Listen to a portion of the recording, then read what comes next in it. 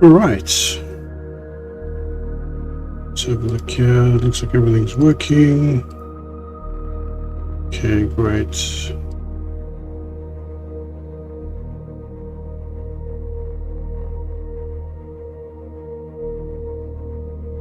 Okay.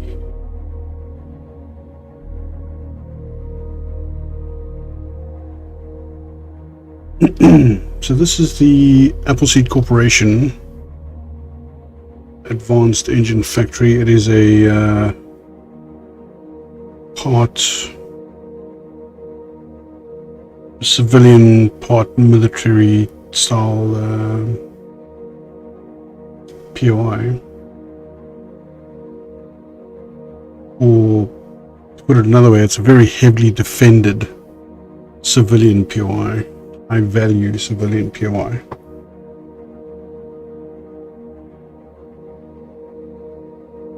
Now, those of you who have played Broken Eden, you will have seen this POI possibly if you've gone to the right systems. You will have seen this POI there. And it would be in a very different form. Oh, Lord.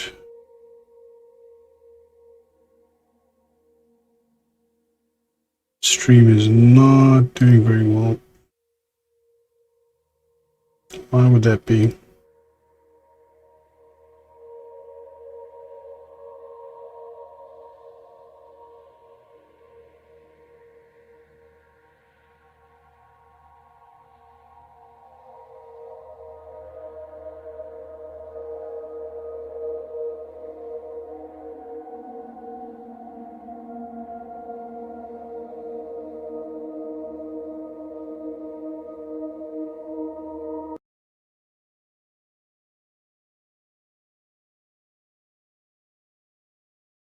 Hey, Eagle Knight. Sorry, I'm just trying to figure out what's going on with the settings here.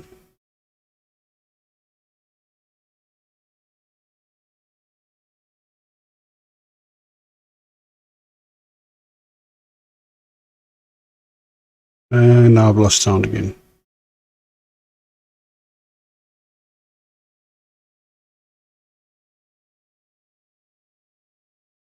Can you hear me?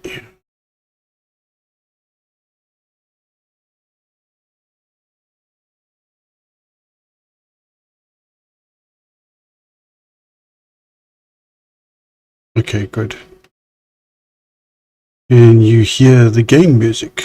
Because I don't think it's working.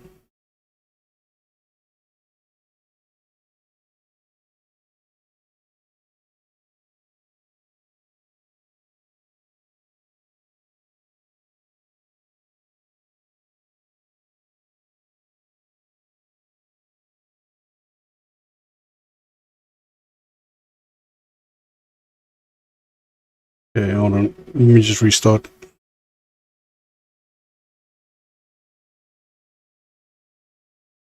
Sorry about that.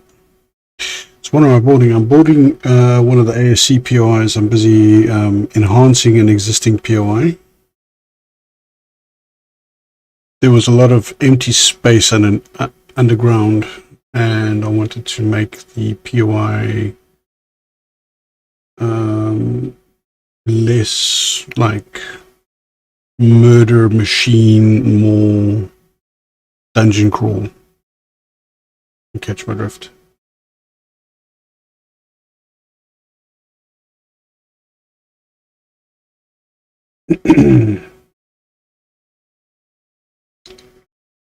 Just waiting for the game to start up now. So there's the engine factory POI that I want to work on, and there's also the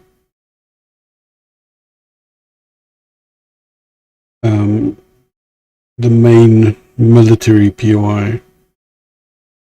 Engine factory POI is like a high value, highly defended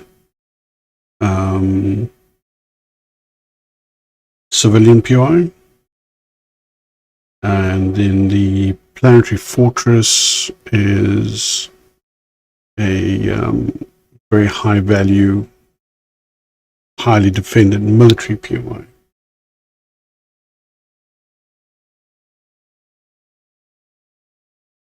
And that's for the ASC faction that I want to submit to the game.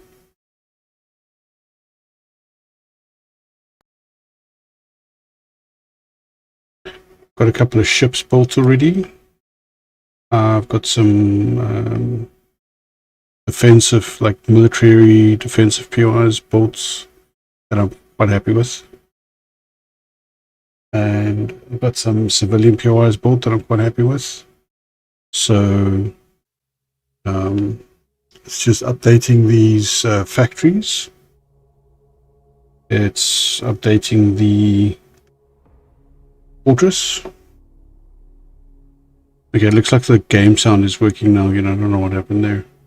Similar thing happened last night. I think I might need to see if I can update my board drivers, maybe. Might be something funky going on there.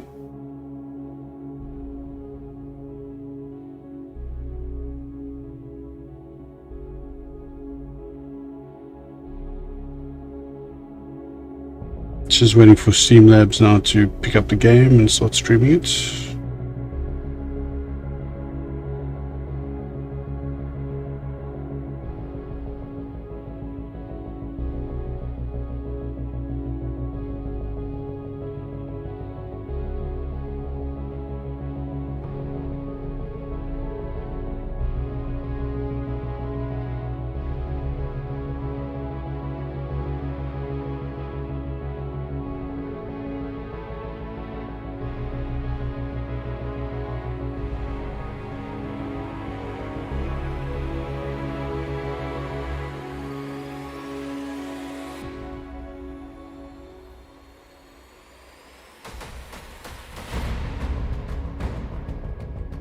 Anytime today, Streamlabs. Come on.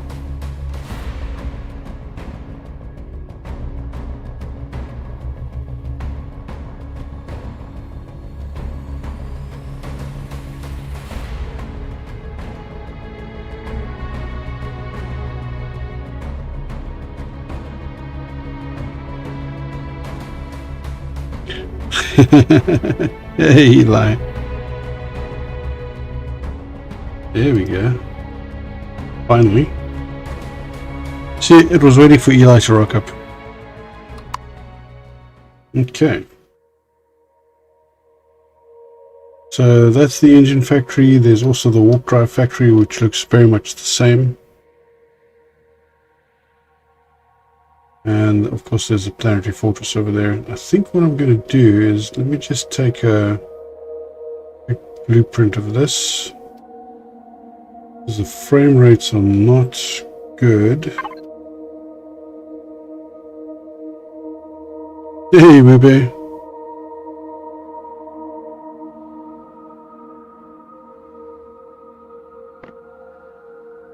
Alright.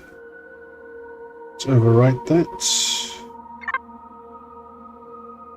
And then let's go into space, where hopefully the frames will be a little bit better.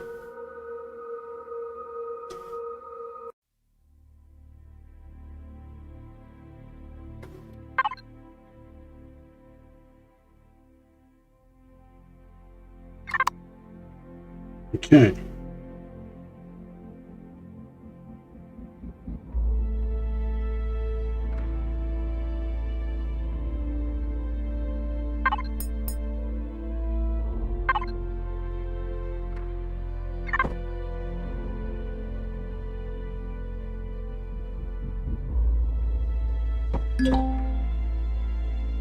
It's a bit of a big base. But yeah, looks like the frame rate's a little bit better now. So those of you who have taken on this POI before will know that after defeating the external defenses,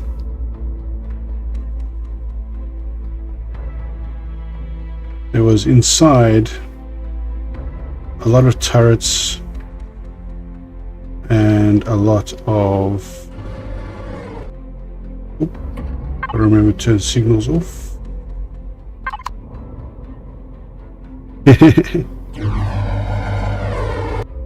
Alright, so there were a lot of turrets and a lot of spawners and stuff like that. Charging battery. Okay, headphones lady. So what I've done is I've taken all of that out. I've taken most of the turrets out. I've taken all the spawners out. So I'm going to redo that. And then down here there's still the false entrance going through there, and the kill box over here, and then going through the door we still have, let me just get rid of that block. We still have the power control center over there, or the one assembly line, the mainframe control room, the power control center for the second assembly line, and then the shield control room. But now added here a new room, and let me just put the light on. So this is the factory control center and also the factory defense center. Okay. Going through here. Ah, thank you, Mube. We have a number of tunnels or Jeffries tubes which lead to auxiliary systems rooms.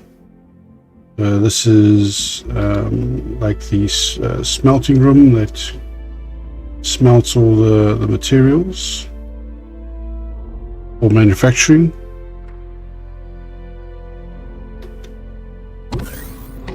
Down here we have a little room over here. There's a few auxiliary capacitors. Over here is environment control, and that's a glass tube which is kind of difficult to see, but yeah, you can walk through here.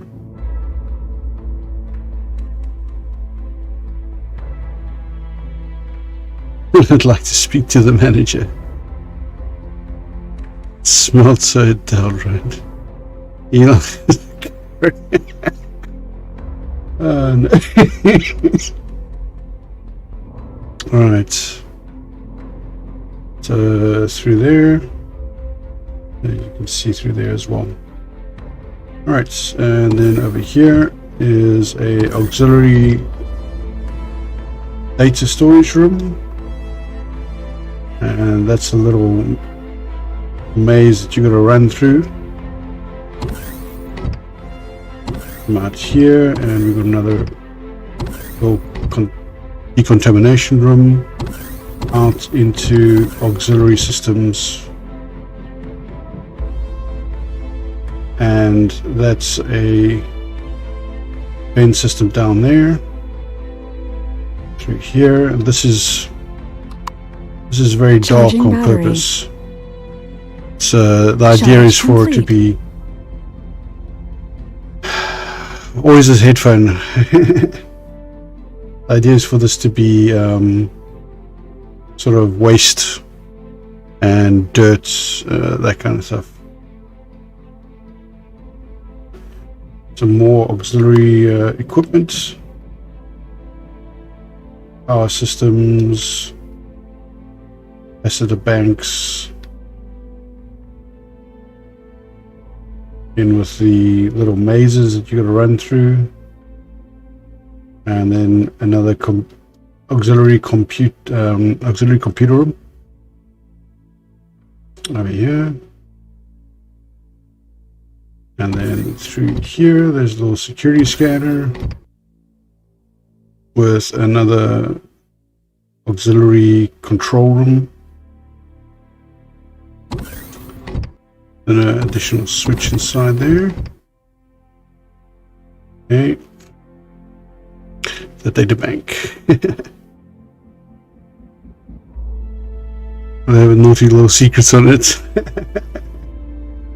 Alright, so this door over here will be closed, and there's a switch puzzle that you have to solve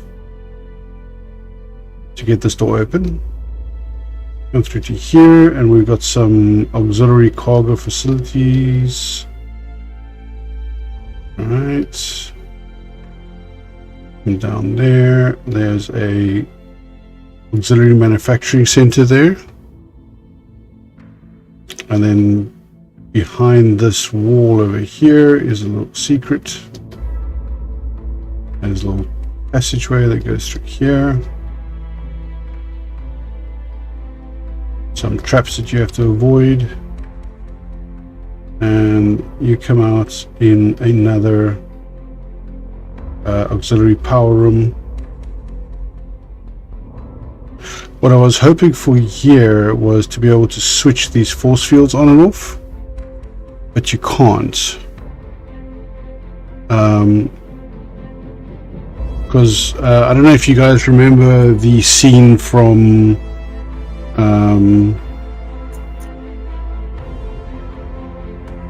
Phantom Menace, where those laser coupler beams open and close in sequence.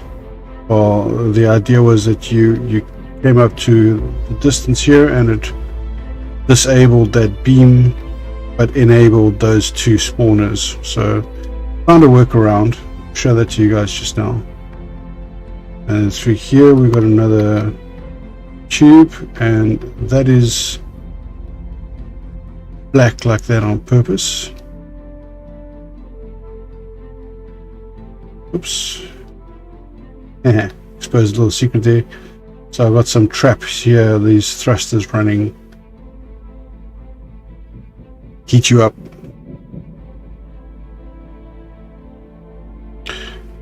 Wish I could figure out how to implement custom music like for POI and make it Final Fantasy VII Metro Train chase music. So, okay, so you come through here again, and then out into this room, and there's some traps over here. This is just a little auxiliary maintenance crawl. Nice funky colors. And through here there is a room that has been infested by some creatures.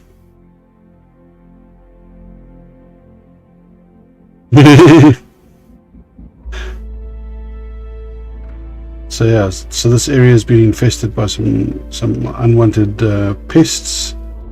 We come through here, and then there's a console which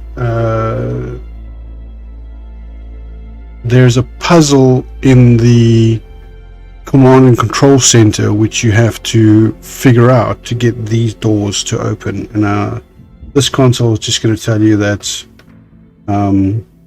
local control has been locked out by the command and control center. You have to go to the command and control center in order to open these doors. Right, then you open these doors, come down now the very, very atmospheric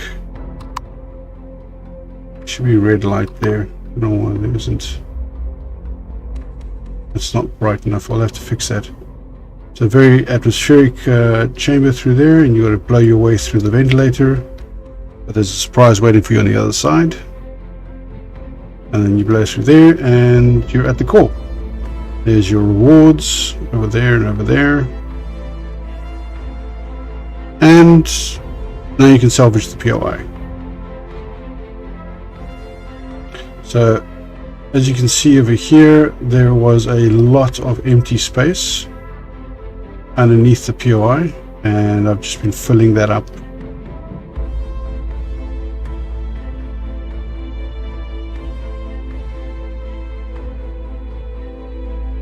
Sure.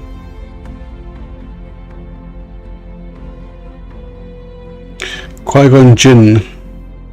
It's Q-U-I-G-O-N-J-I-N,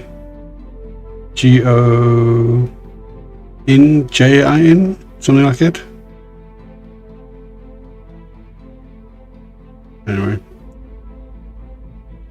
So I've got a lot of it already textured. But like this area here needs to be textured still, and then through there, this area here. Still trying to decide what to do with this. I think I might put in some LCDs, some projectors, some hollow projectors, and show like, you know, screens, like status screens or something. Yeah, and then there's this room over here.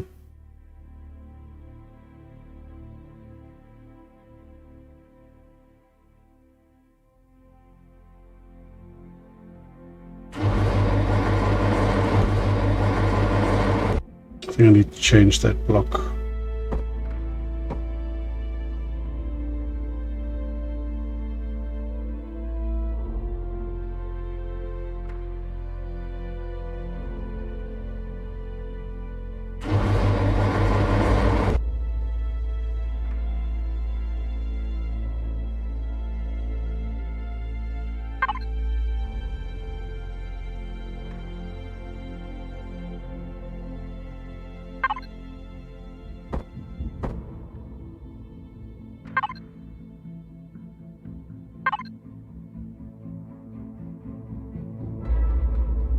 Isn't really a very nice block for that, is there?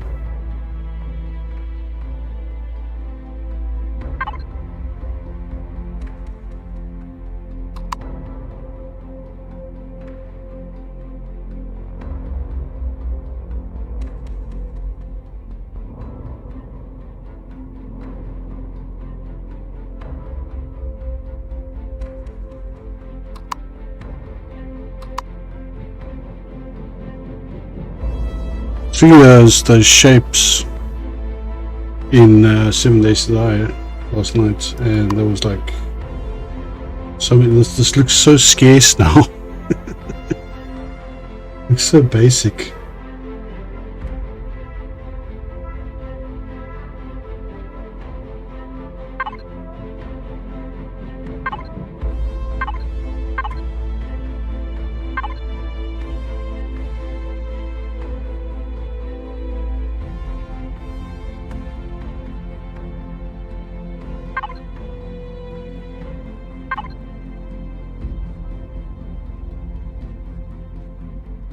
Yeah, there's no way your character's going to go through there, but then again, you're not really meant to go through here. So this can actually just be like this.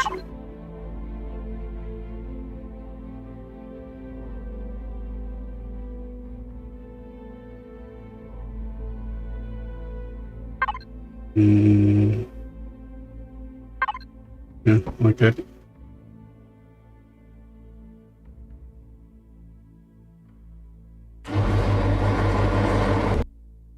All right. Anarchist. Space cadets. So.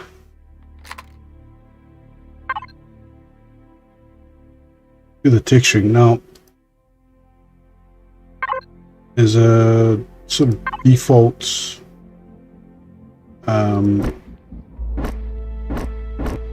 panel wall color. Sounds a little bit loud. Ambient volume, music volume up a little bit, total volume down. Right.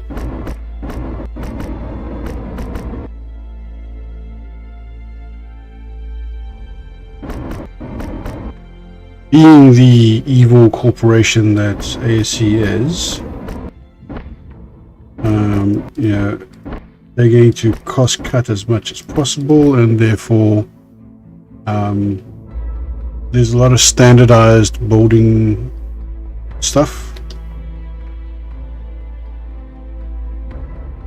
and that's why you'll see that in many places you'll have very same textures.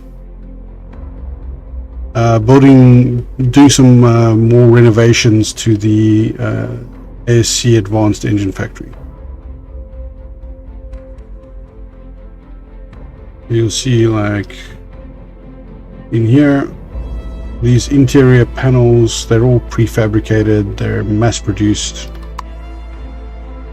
and extensively used by the company.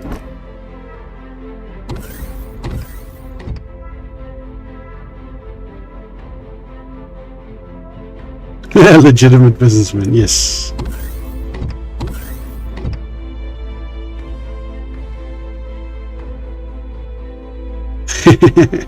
Throw me a pink and I promise I'll behave.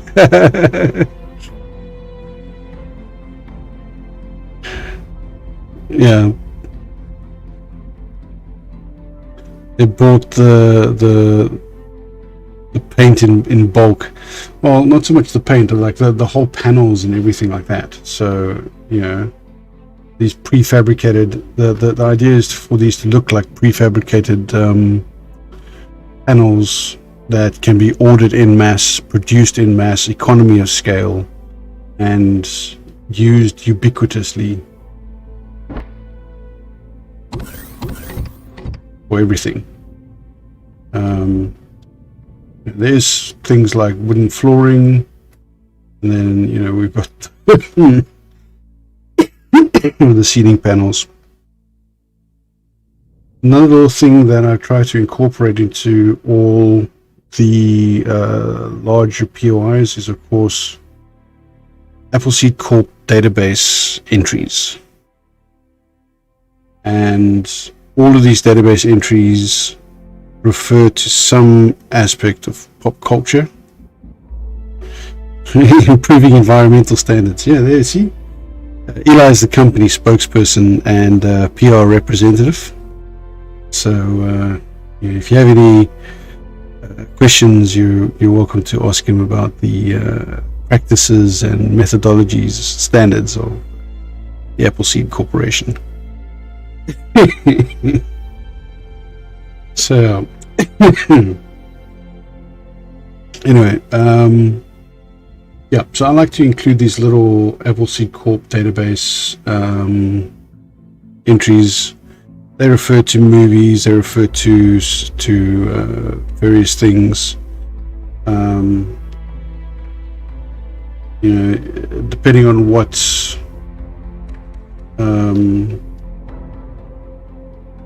the context is, they'll be slightly different. So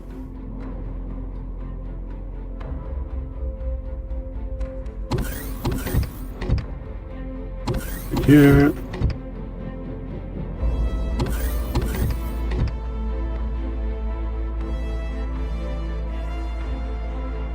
will there be an Appleseed Brewery? Yes. Yes, there will be. I just need to figure out how I'm going to build it. But, yeah, there will definitely be an Appleseed Brewery.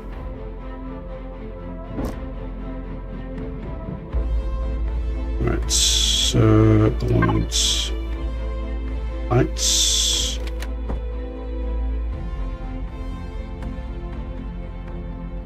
All the those lights there. Okay, so we'll put one here. Minimalizing waste since the Great Clony Boy War. Brewery where I'll make it and drink it.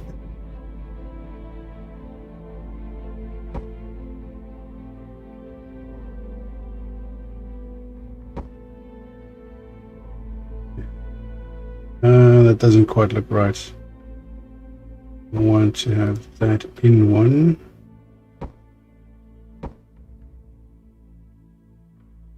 That's not going to work. Because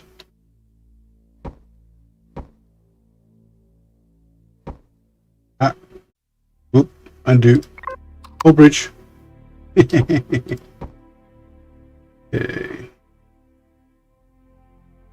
1, 2, 3. 2, 3. Okay, so they're evenly spaced. Chug, chug, chug.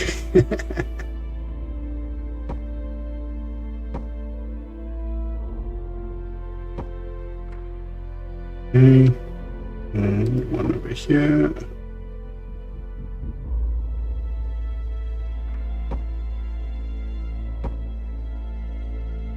All right.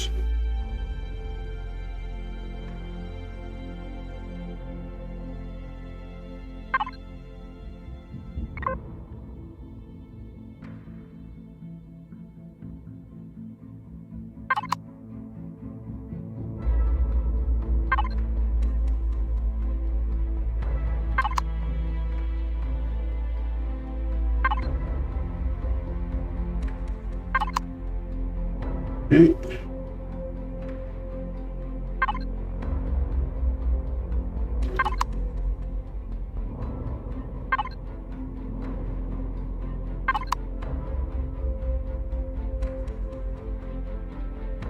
Now, I haven't built a lot of military POIs for the faction. Because they're, you know, at the heart they're a commercial business, right? The military side of things is really for just like, you know, corporate security, that kind of stuff. So there isn't a lot of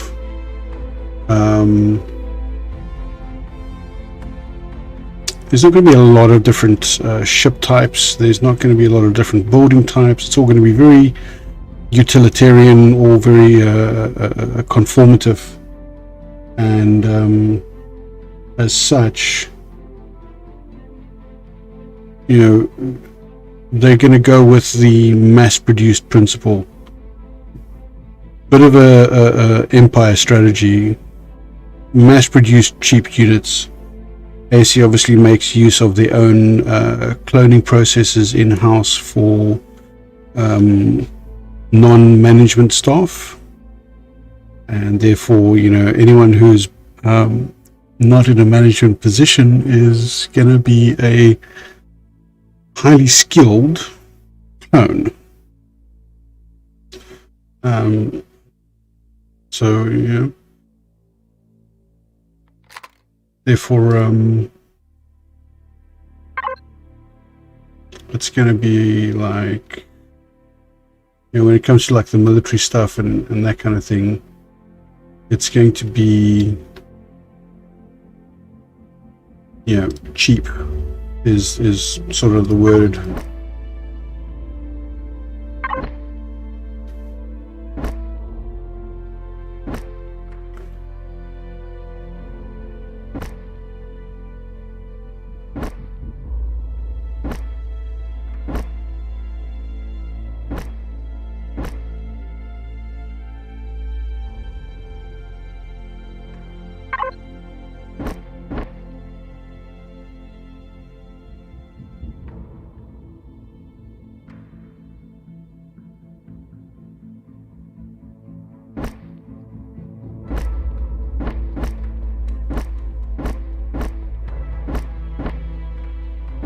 They changed the sound on this texturing tool.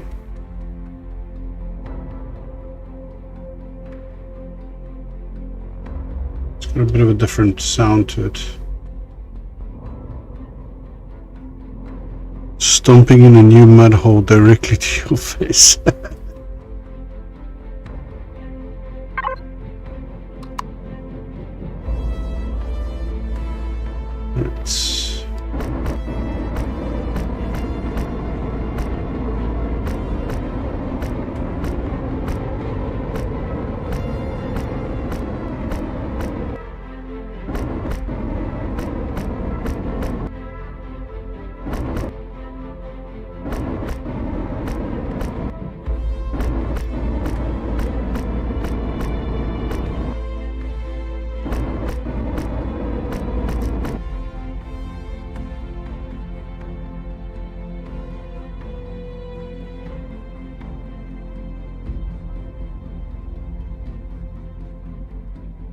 Okay, no, that doesn't work.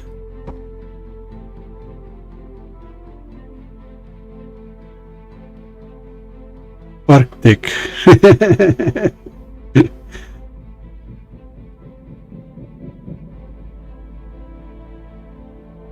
That's an interesting phrase.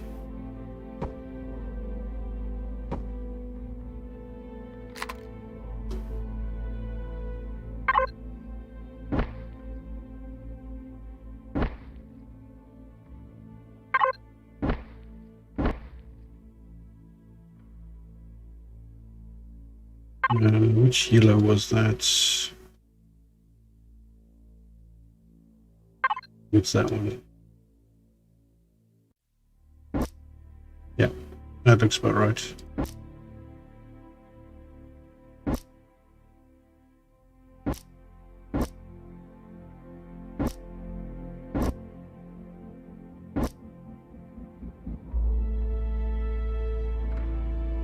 Should name one of the battleships ASC your mum. Nothing more intimidating than angry mum. So the battleships are named after the Ian M. Banks culture series. In that, sorry, in that series of sci-fi. I love my sci-fi pop culture references, so you know, sue me. But in that sci-fi series, there are these sentient AI battleships, and they all have these really interesting names. And Elon Musk actually went with the names of the drone ships for catching their rocket boosters. From the same source.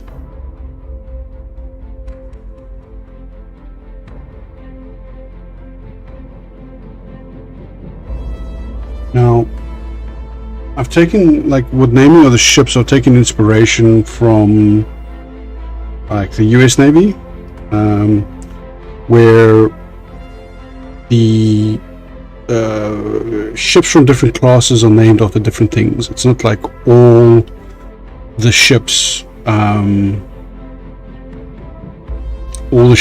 after cities, or all the ships are named after presidents, or all the ships are named after, you know, flowers or something like that. Let me just get this open here quickly. Where did that go?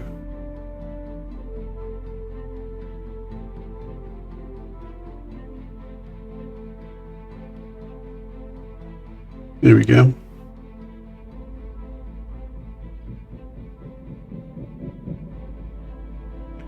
So,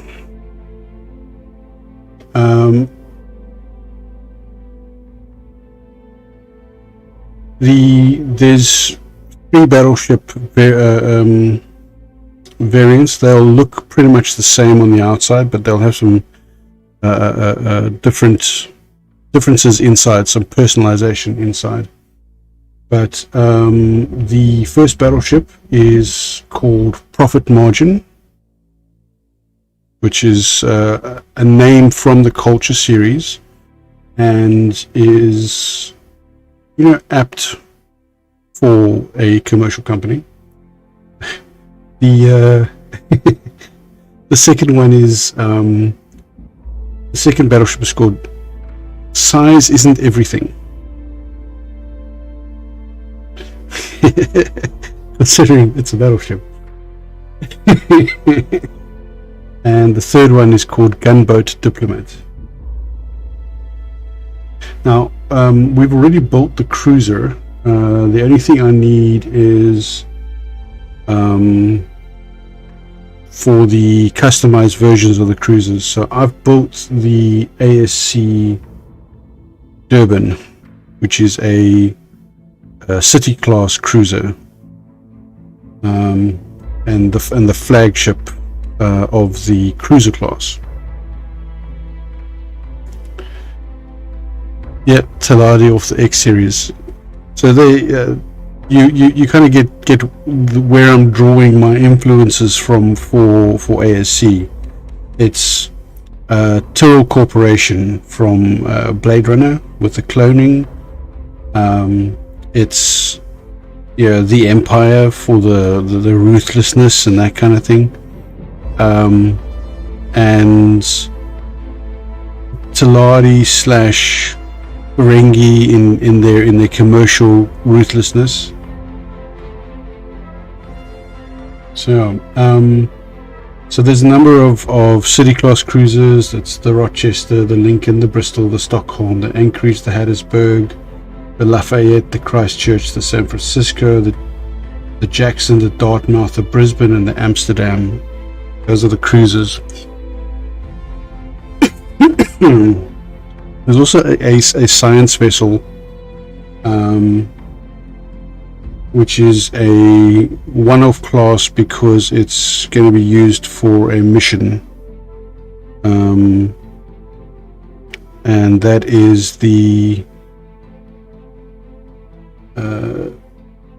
it's technically a cruiser, so it gets a type of city designation, but it's called the City of Utrecht. The frigates are the third class of ship is the frigate. That's the military ship, the frigate, and that is a Selkie class, which is a mythological creature from Norse mythology. Selkie class frigate. Those get number designations as opposed to like names. They're low-run patrol vessels and support vessels, so they don't really get names; they get numbers.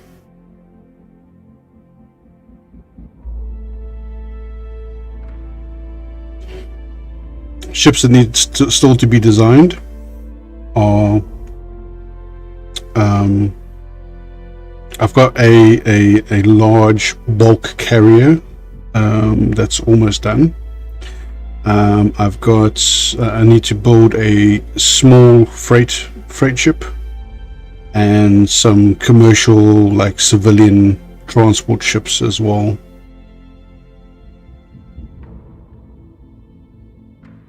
Alright, so let's have a look at wood. This one. It's that one. And I think it's that color.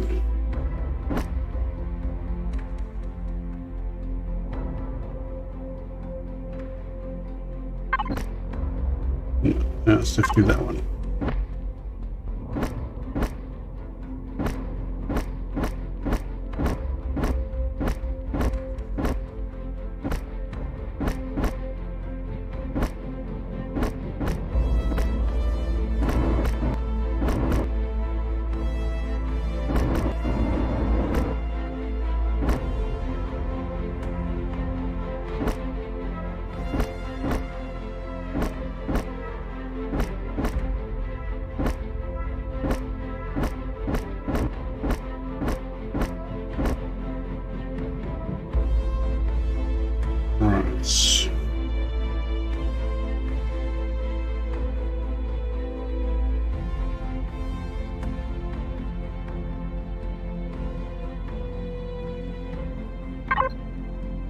Okay, go.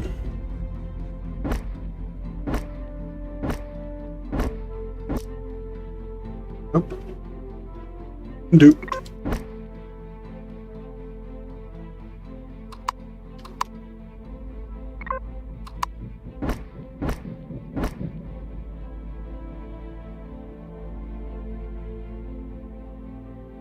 So many switches. Yes, it is a switch puzzle. So you have to switch the switches in the right order in order to open it all.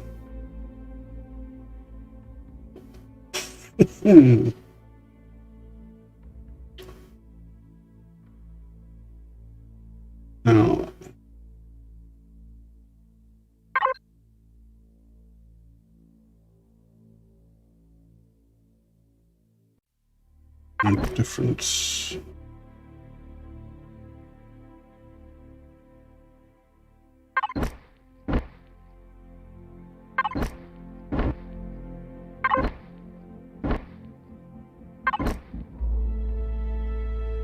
In the POI. Yes.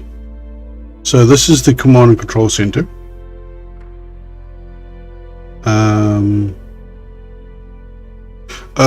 Is there any hints in the POI? Well, that's a secret.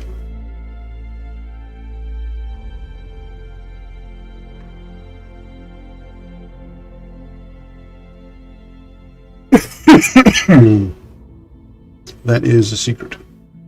But those switches over there open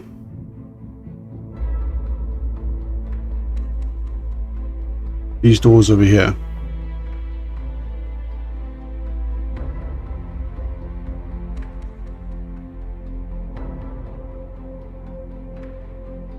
Somebody needs to send somebody from maintenance down and fix those lights.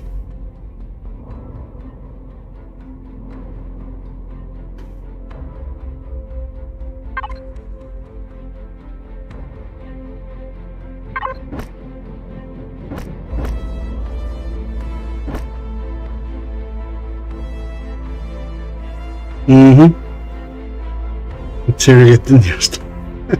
What?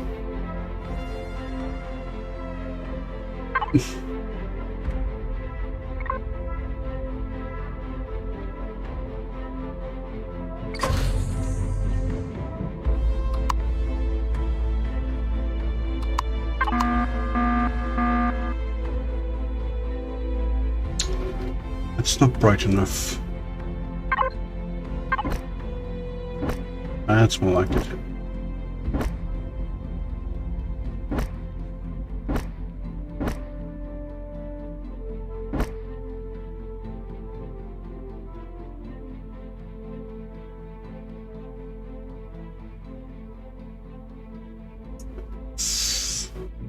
What to do for this back wall?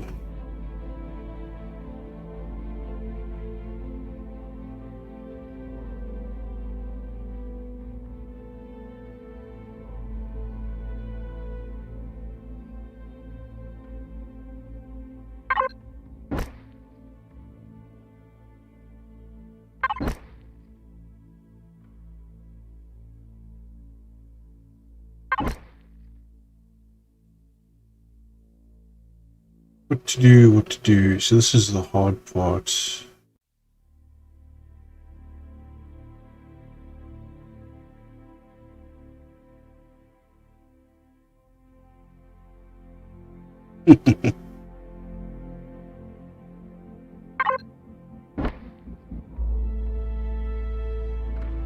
it was the motherboard that went. Okay. And that's the one that you said you'd preferred to go because that was cheaper than the power supply, right?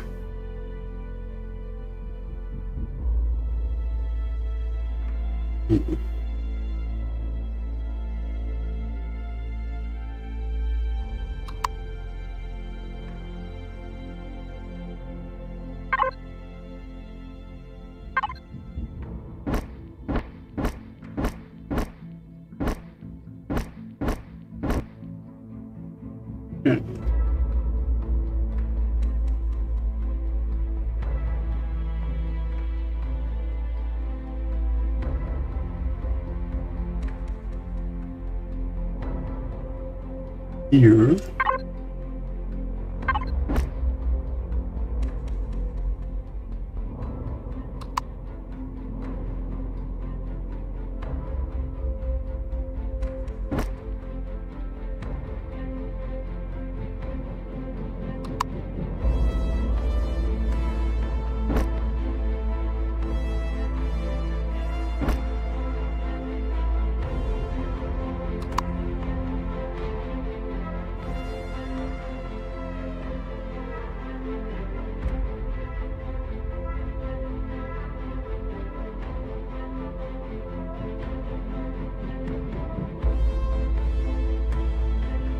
Okay. What to do? There isn't a block space, so I can't really add anything there.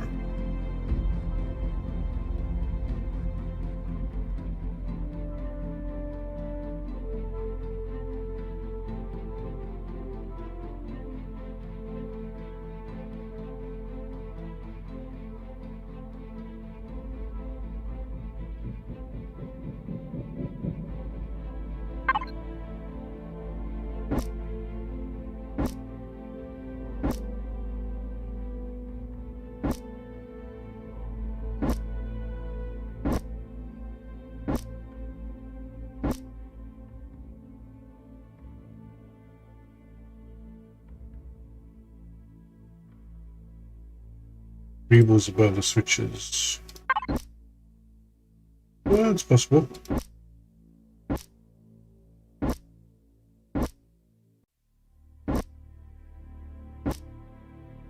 I have the space. I could put something like this in.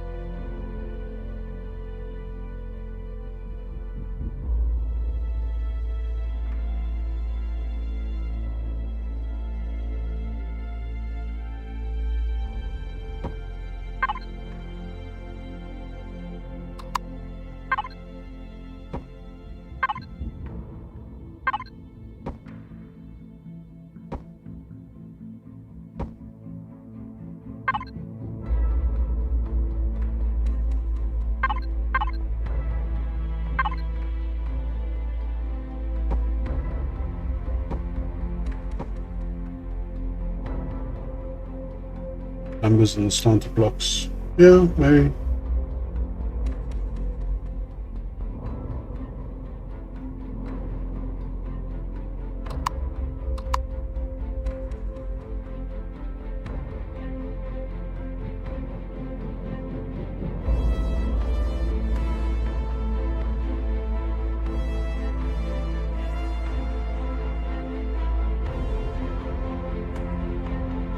That asymmetry is terrible.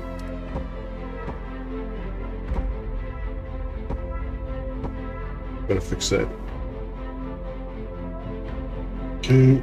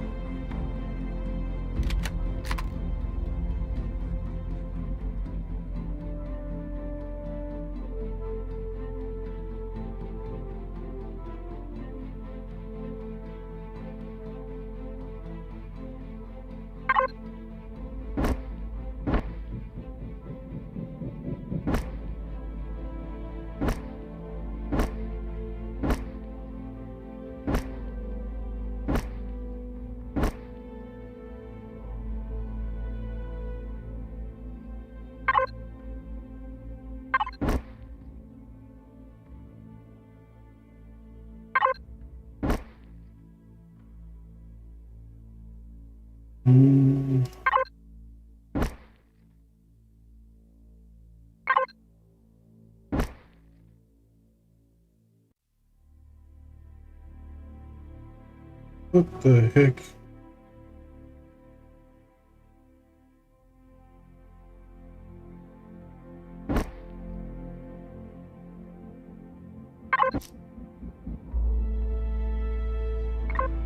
Hitboxes early on.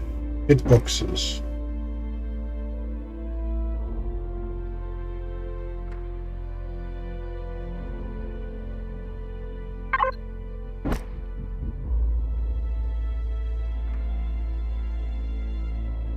That looks right.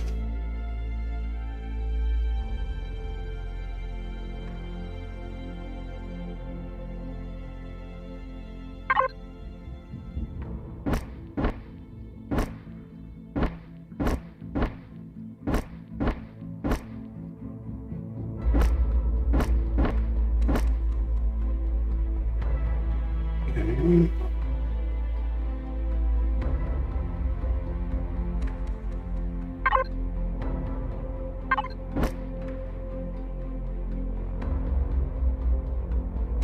That's both.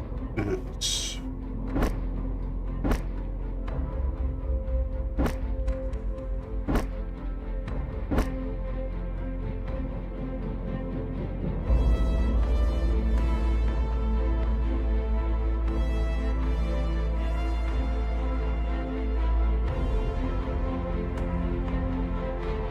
yeah, it adds a bit of dynamic to the room.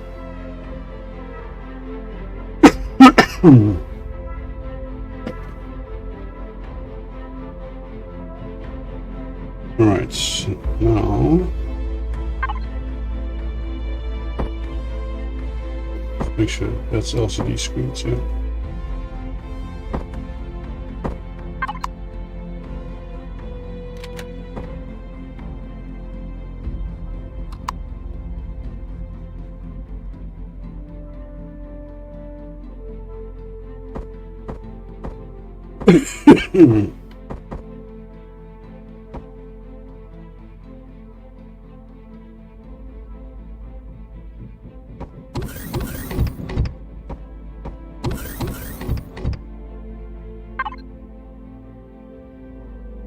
Okay.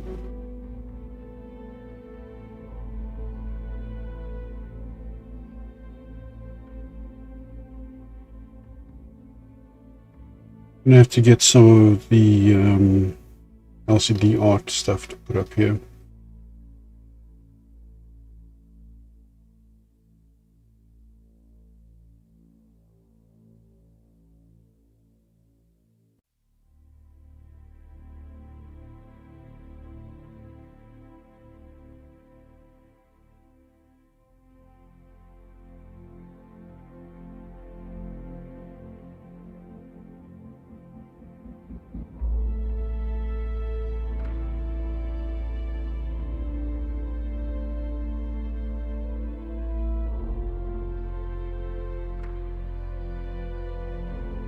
Right.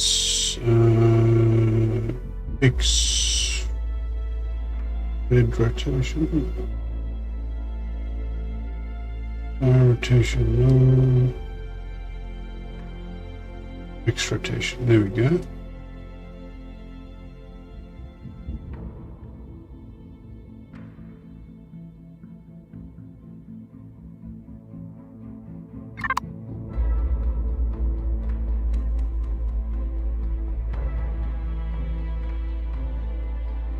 Yeah, that was a bit much.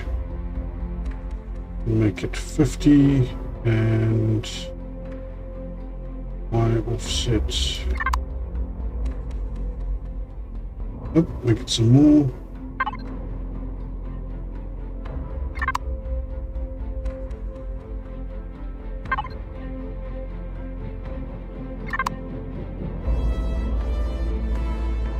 There we go.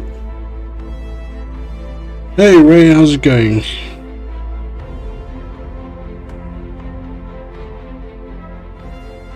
Hope you had a good day.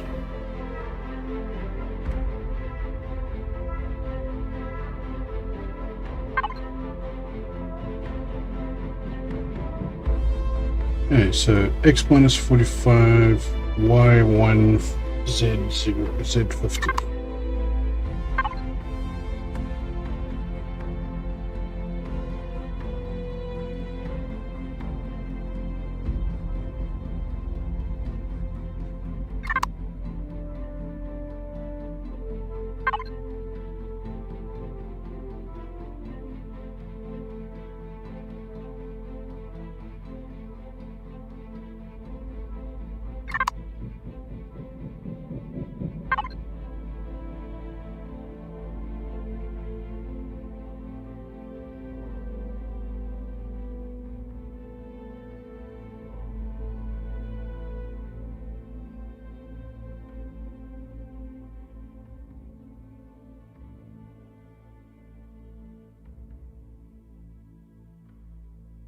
Yep, it's been a pretty good day so far.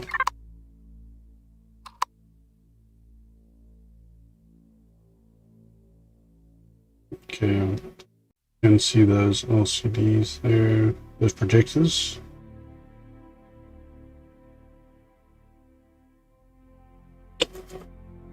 So what's new in this update? What's new in the update is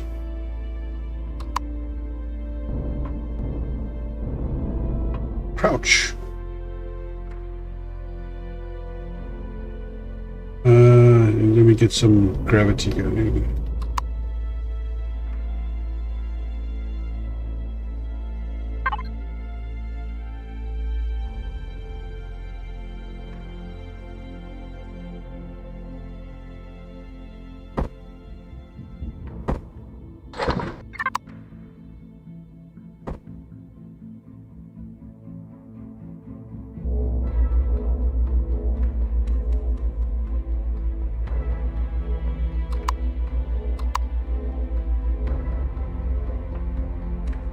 Yep, crouch. Although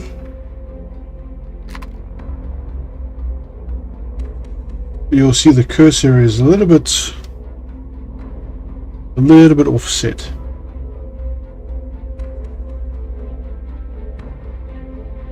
Like, yeah, it's a bit weird. It's a little bit wonky still.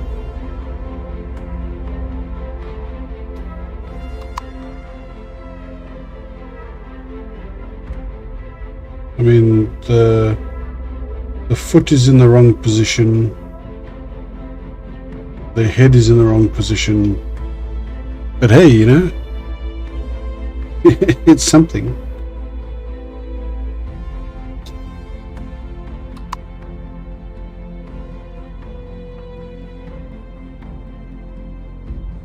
Yeah, it's a little bit strange. And I mean, hitbox wise, if you're crouching behind here, they don't see you. They'll come looking for you as if you're crouching, or as if you're hidden behind a wall or something like that. It's a start. I hope they do a lot more. Because, yeah.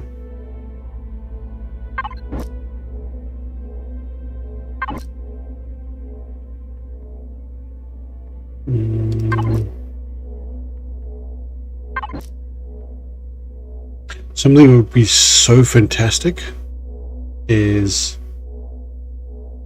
more texturable points on a single block. For instance, if you take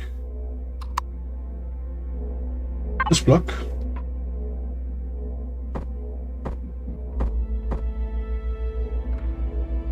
much more block shapes, yes, but the block shapes that we have already, see here,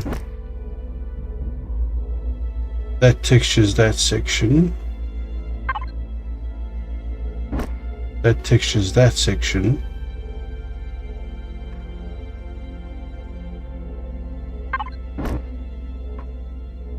that textures that section. So we've up to 3 different texturable mappings at the moment.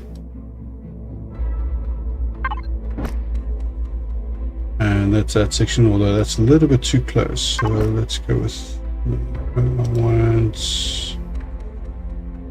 Oh hell, let's do that. So, like they've done for this particular block, if you have blocks like this, right? See, it all textures one thing.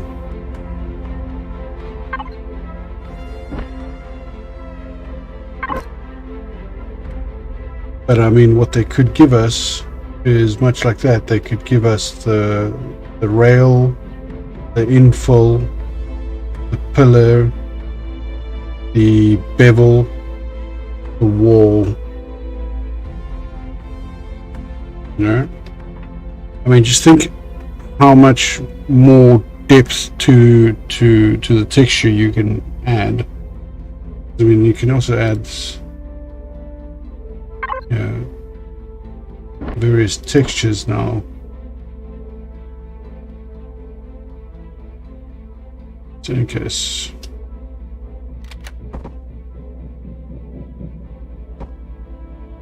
So yeah, so that'd be a good next step. That and more block shapes.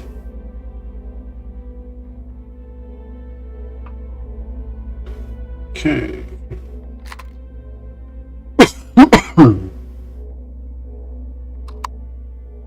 So let's go through here.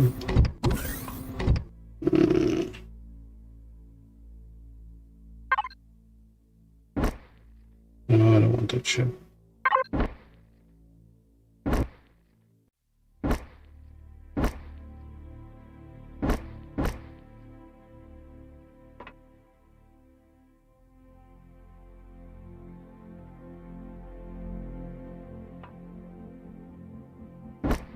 Yeah, they'll have to have somebody go through the models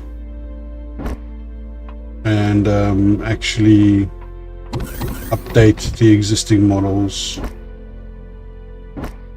add that functionality.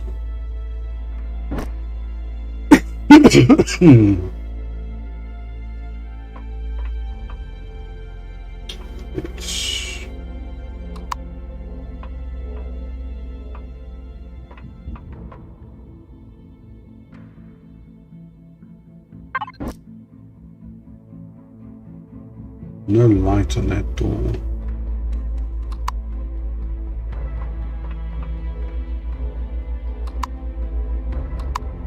None whatsoever.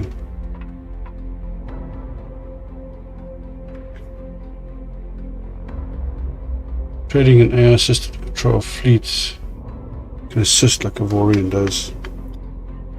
And the thing about that is they are two very, very different games. So merging blocks, I mean, in here we have things like this.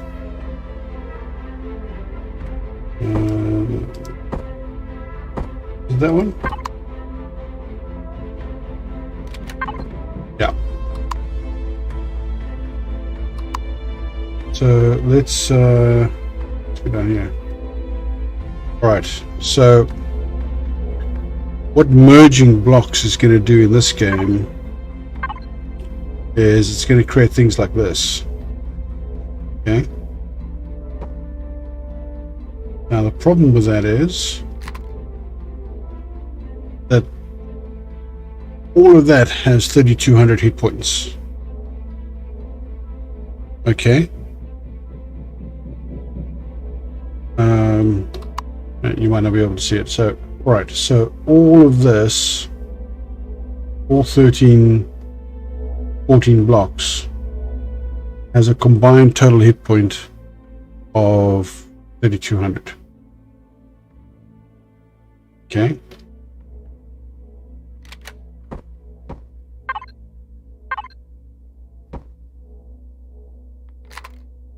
That's 12. I've got 3,200. Merging blocks in this game would actually be really bad for the hit points of items. It's just because of the way that the framework of the game works. So would I like to have drones? You know, attack drones that they would follow me and attack things. Yes. Game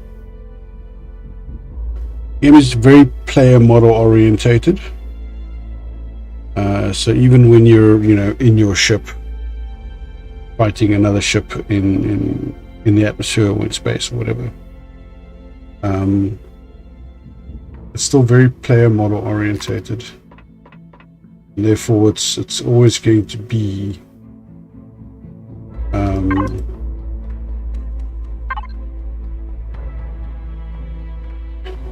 whole blocks only. I think this will help with the lag and performance. Yes and no. So what they need to do,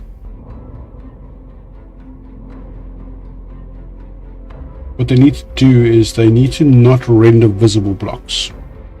But I don't think they've got the coding yet implemented to do that. Either they're not interested in doing it, or they haven't figured out how to, is my best guess. So like there are loads of blocks that are not visible, and therefore shouldn't be rendered unless they become visible. So like if I drop out of that wall, it shouldn't be rendering those textures there until I put a light source on them. The problem is, with light bleed, there are light sources on there. That's why having lights in your vessel significantly increases your size class. The more lights you have, the higher your size class becomes. Those lights cause that textures to be rendered because they're visible.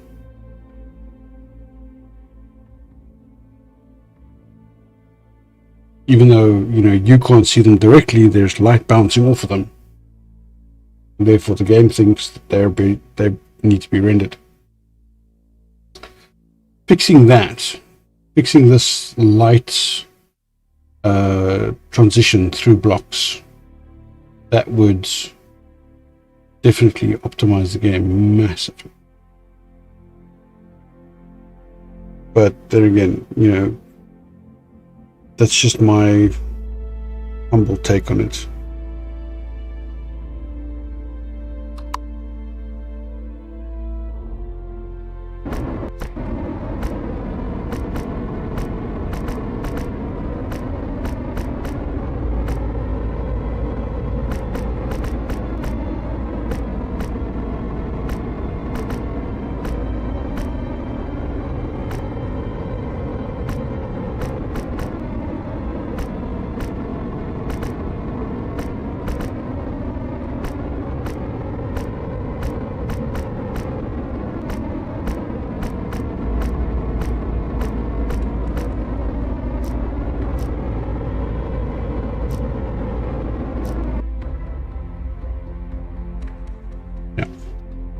Sometimes you can use it to your advantage when you want to create a specific atmosphere. You bleed the lights through, but generally it's a pain in the butt. So, yeah.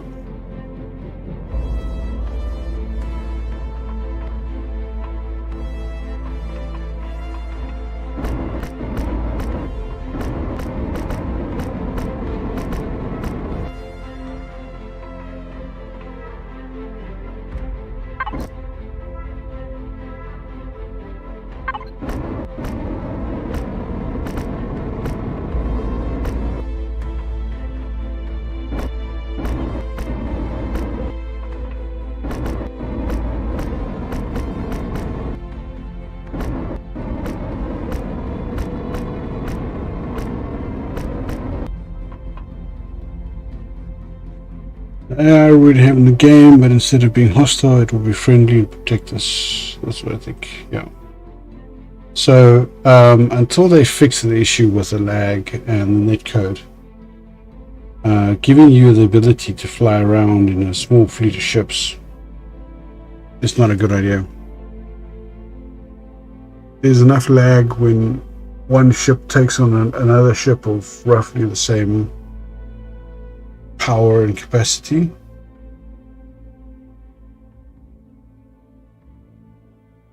Now imagine if you throw in 5 or 6 AI controlled ships. Yeah, when you do that, you kind of throwing a match into the gasoline jerry can. So good luck with that.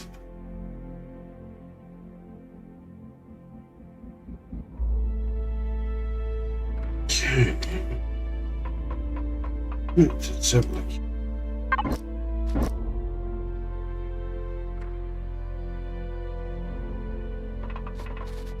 Let's see what I did over here. It's something similar to this.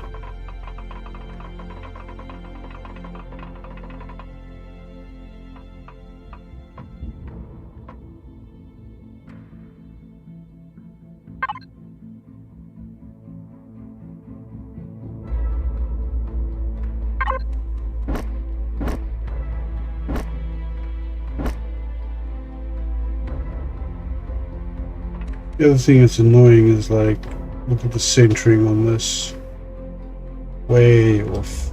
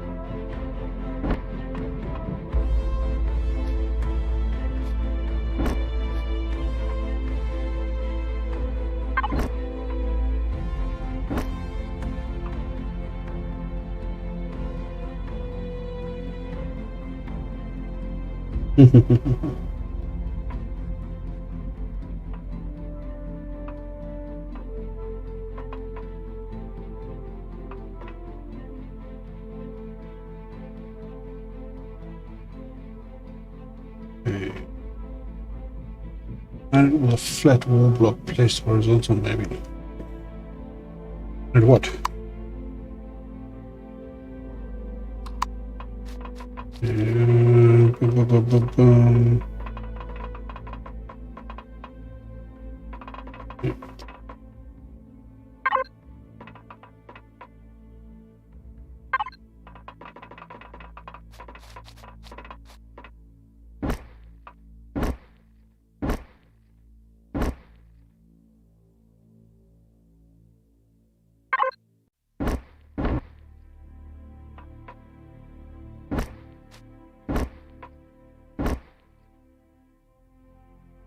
With a tube and a glass cylinder meet. Try rotating one of them is matching.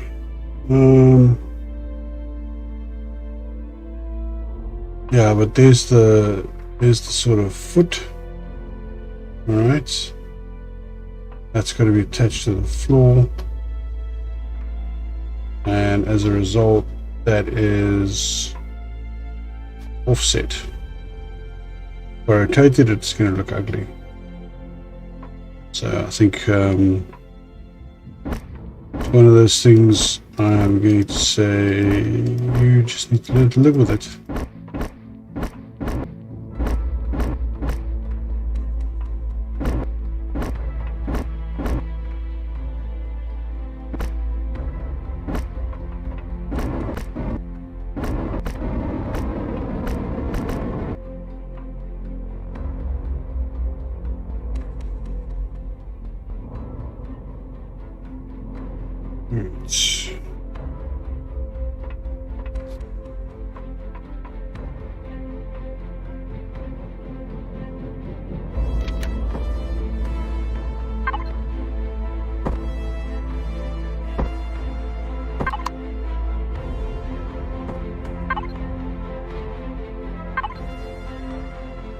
Okay.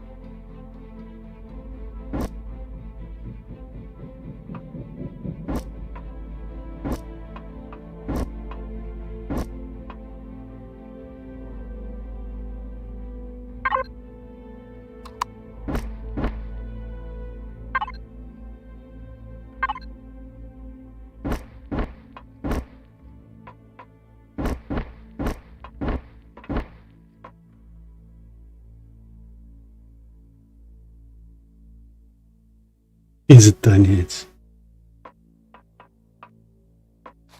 Listen to this one.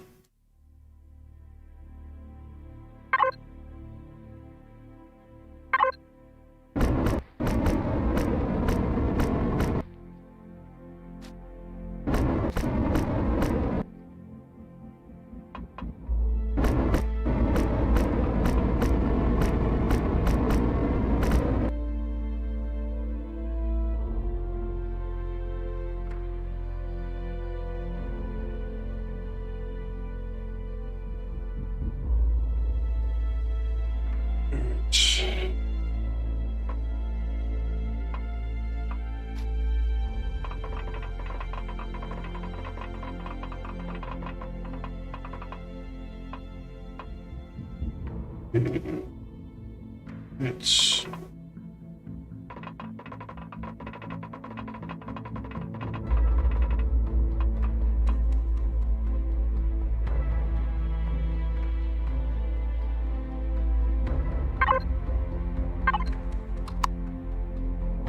actually no. Let's do something else.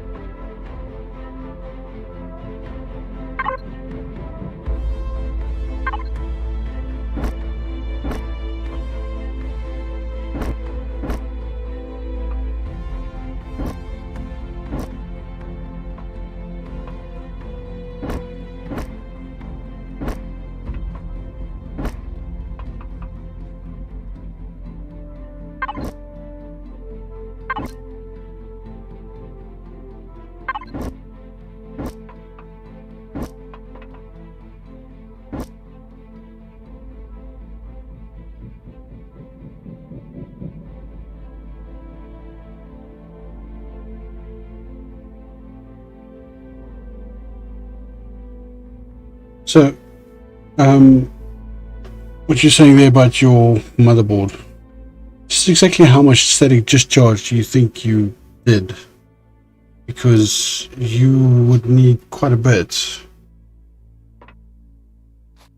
Worked with a lot of motherboards, and I've never fried a board through static discharge.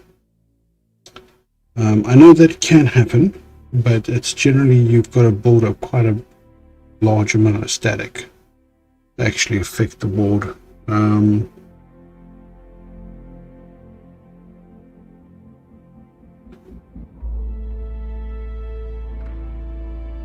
So, you know, I would be a little bit skeptical if they came back to you and said, no, it's static discharge, it's your fault, we're not going to honor the warranty kind of thing. Because that sounds like a bunch of bullshit to me. That's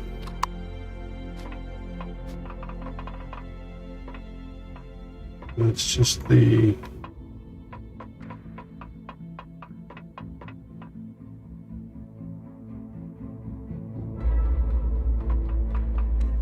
well, it sounds like you took reasonable precautions as far as I'm concerned.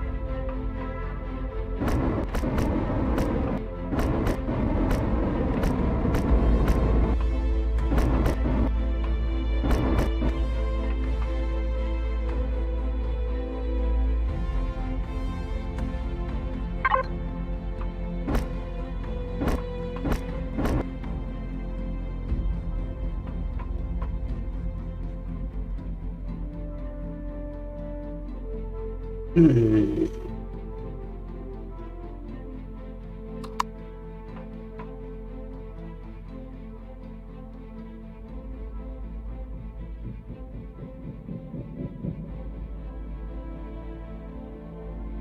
What to do here?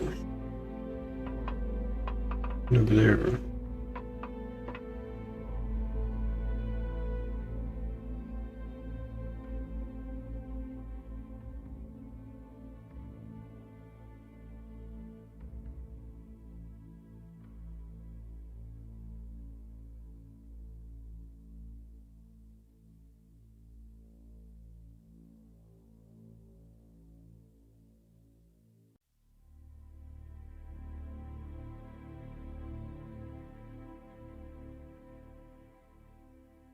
Hmm.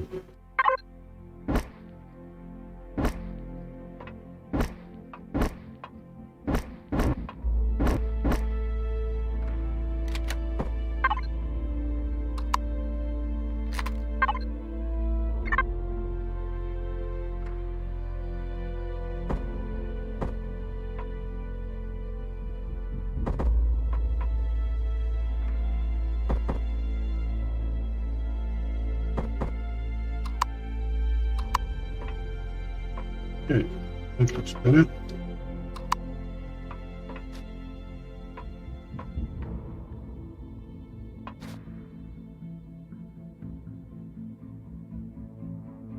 Gonna be out for time. I just want to play games with my friends.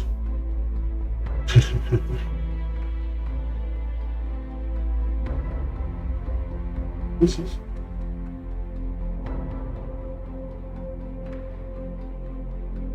Right, that's that done. I think the furnace room came out quite nicely.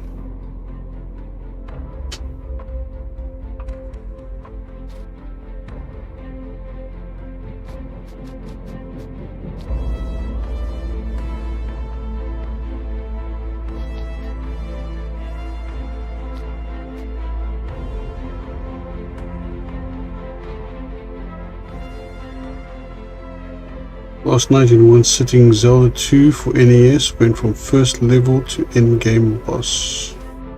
Okay, well done.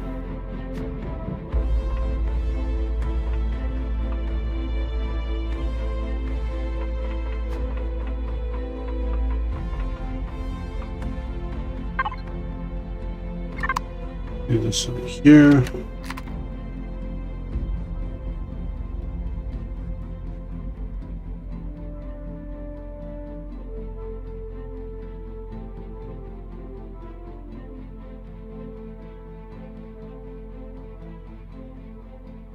What to do, what to do, what to do.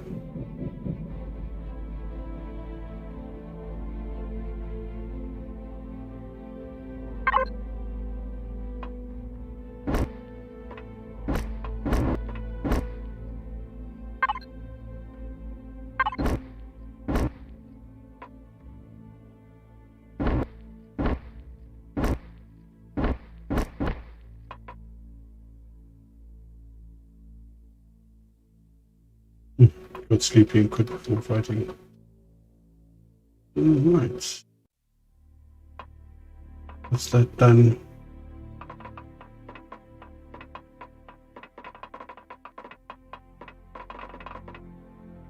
Oh, there's the cargo room there. So yeah,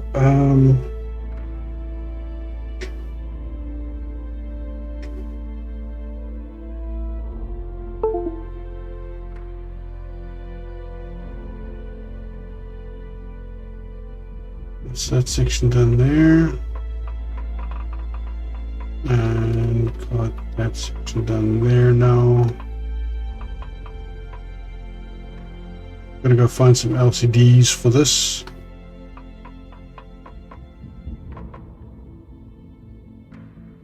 More LCDs there.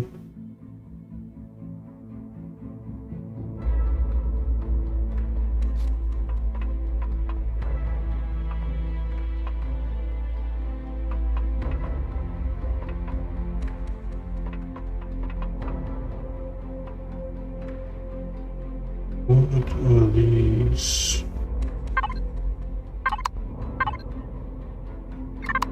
Okay, that's blank text.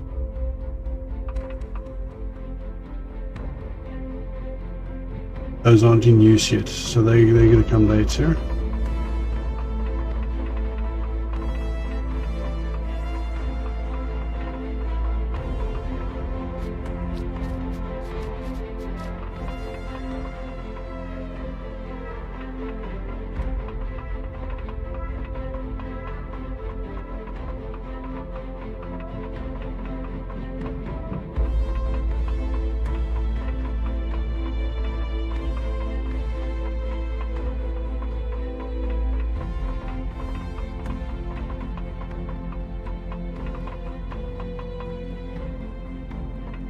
Right.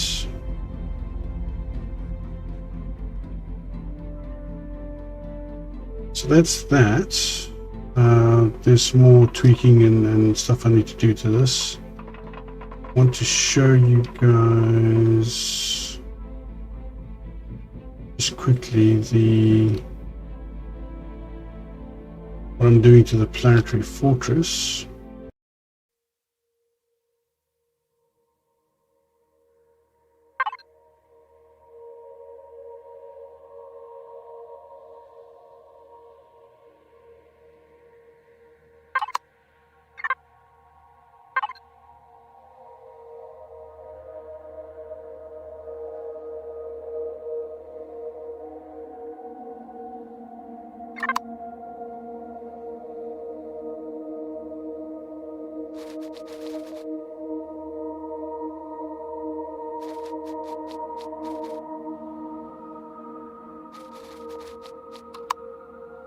Okay, so let's do this.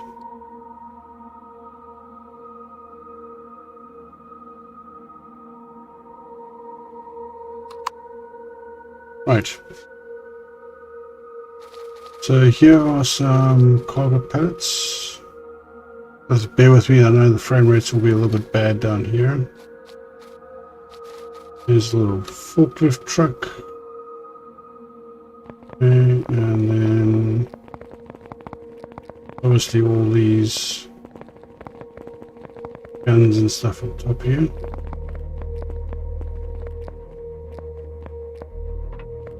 As we hear, there's some more pallets. So what this building does is it is a master logistics center for the military forces. And it is also a central barracks and a command and control center for the whole planet, for the planetary defenses. Okay, so I'm planning to have some traders over there. More traders over there. There's some more of these nifty little forklifts. Here is a crane system down here, and there's a a huge warehouse.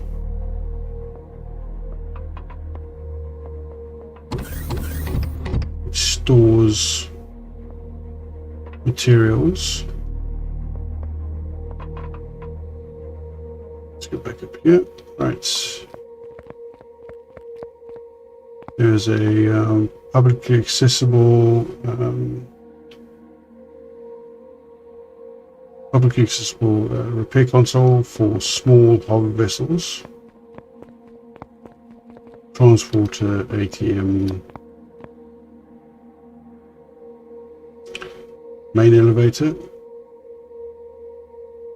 Comes down to the crew mess.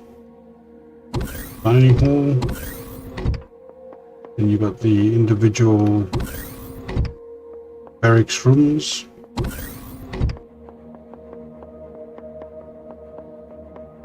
And then over here we have showers and toilets.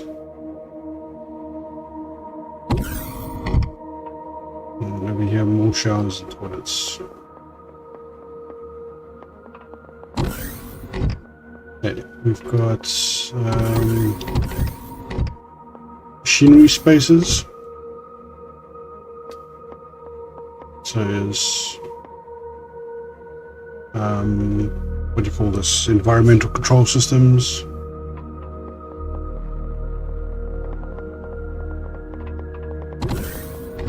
All the way around this way. We've got some cold storage.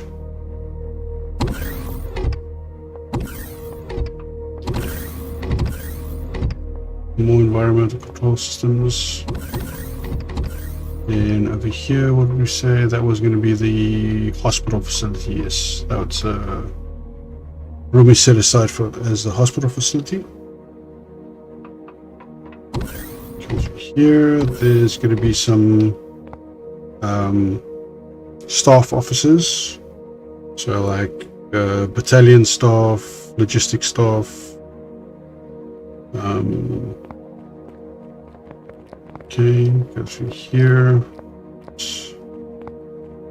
So this is going to be intelligence. They set aside for intelligence. Oh, that's a bot. The phone, what I miss? I'm looking at the planetary fortress now. Okay, coming down here, we have the crew stairwell for going down. There's also an elevator that goes to the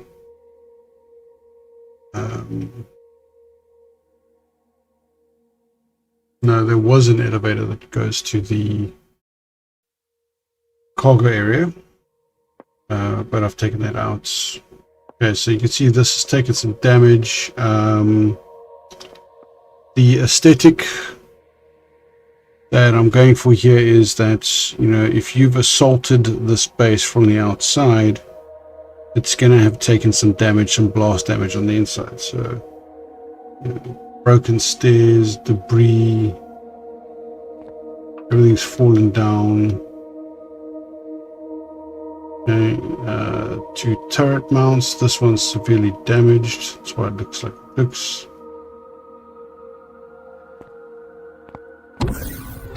This passageway down here. More fallen rubble.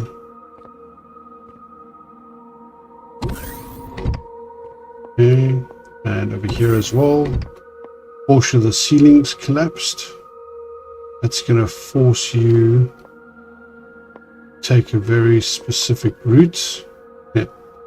The markers won't be there. That's just for me while I'm still busy building it. Okay. Again, a whole bunch of debris that's fallen down. It's obscured one of the rooms. Come through here. I knew that. Well, we'll have to see, won't we? And down this way. Again, portion of the ceiling's fallen down. More of the ceiling's fallen down over there. Now there's a ladder that goes down here. There is a elevator that goes down here, and that elevator has been now blocked off. My little forklift, I'm very proud of this. This dude is such a trooper. The whole place is falling apart around him, and he's still well and truly busy at work. Some fallen and broken piping. Okay, it comes from here. You can see the back end. All the smoldering, like burning pipes. This is the cargo elevator section that comes down. Back along here. There, jump across to that.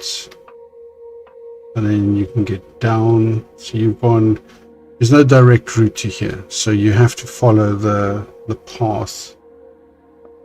Okay, down to here. There's going to be another stairwell here. And then down, all the way down.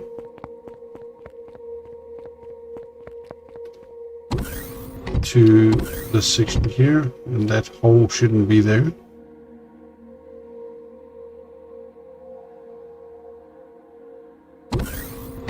So that's going to get covered up. Okay. Again, that hole shouldn't be there. And through here, we've got some size class. I'll show you now. This, that's where the shield generator used to be. I'm going to be moving the shield generator to another location. Okay, over here is where the Pentaxa tank is. I've got some generators here and some fuel.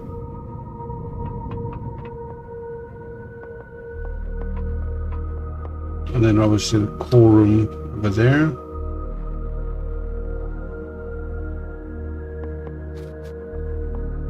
I can't move this right now. But yeah, and then that's that. So if we out here, I need to know what size class this is.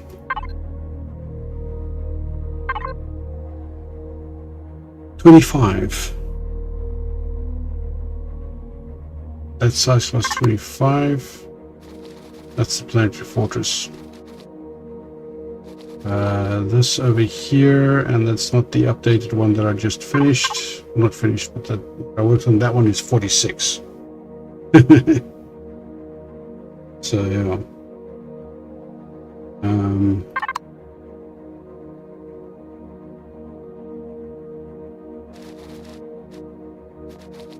So yeah, that's that. Let me show you guys the ships quickly.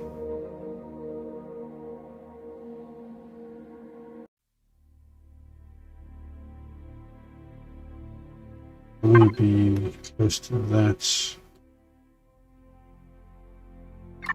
Move over here.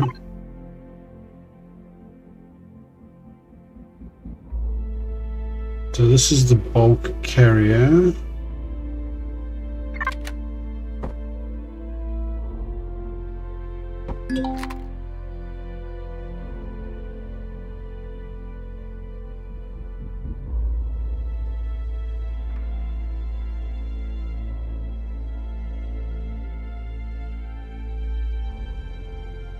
So this is a large cargo ship.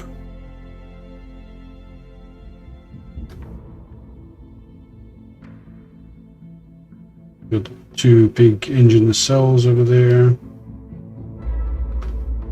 Over here is the cargo, the palletized cargo system. Okay. And it doesn't just carry palletized cargo, it also carries Go through here. We have cold storage.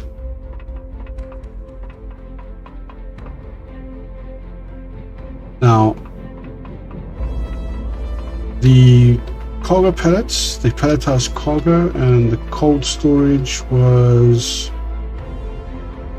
both done by Eli, if I remember correctly, Eli. Adapted forklift, I think, was Yuka. Alright.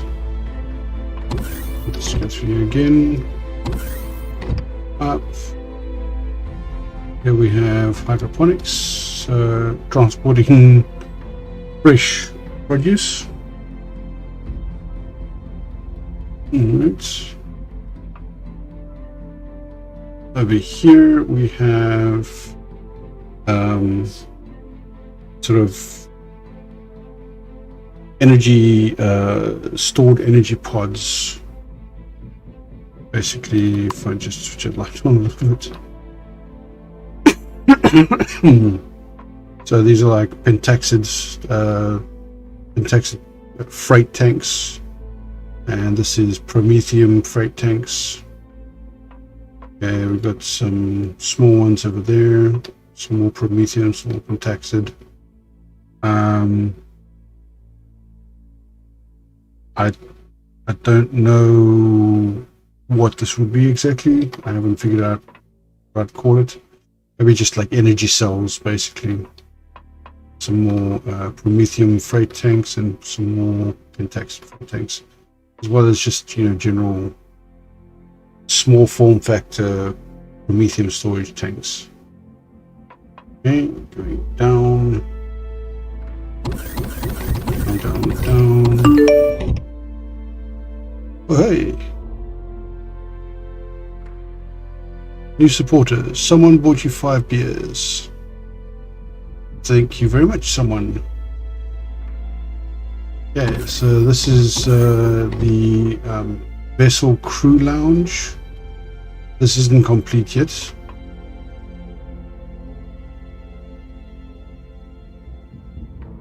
You all were doing your own thing and I went crazy with building. Someone is awesome. Oh yes, someone is.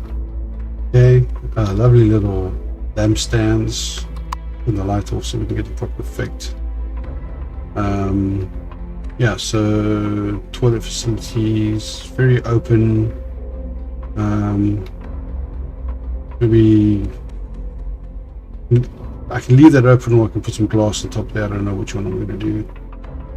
But again, bathroom facilities there, recreation, sort of like book reading area. Right here we have the ship's galley, so just crammed in there. Through here we have the bunk beds and crew storage.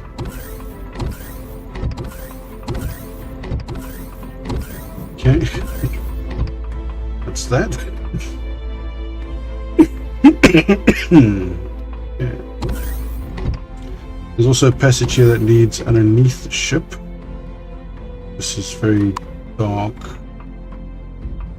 think I got that situated the wrong way, but in any case, this passage leads underneath the belly of the ship, and this brings you out by the operations room.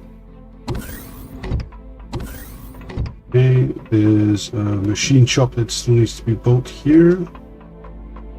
This is a service bay for the forklifts and for small vessels. And over here you've got the elevators and the should the power be out and the elevator's not working, you can still climb up there. Okay, it goes to the cells. We'll get to that in a moment. There's a, this is going to be like an auxiliary crew deck. So things like logistics, stores management, that kind of stuff. Auxiliary non-engineering related stuff over there. Okay, we come through here, and we've got the warp core. Right, shield generator, and taxi tank, and the power generators. Okay.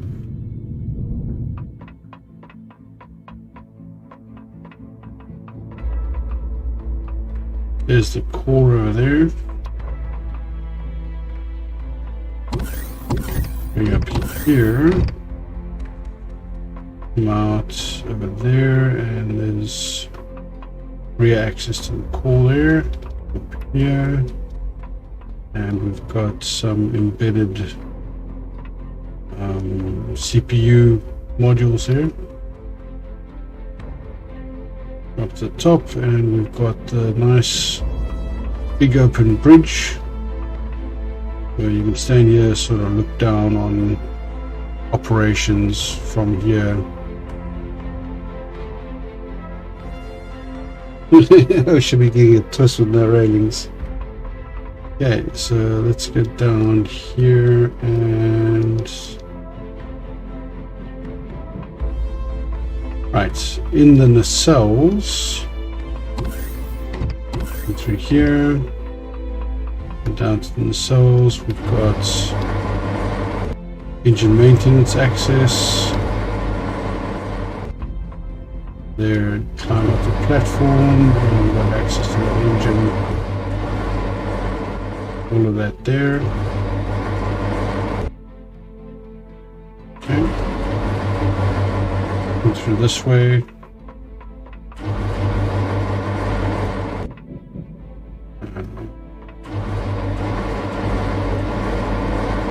Where's the other room? Yeah, here it is. There's fuel storage, lots of pipes that need to be done. Fuel stored in individual little units.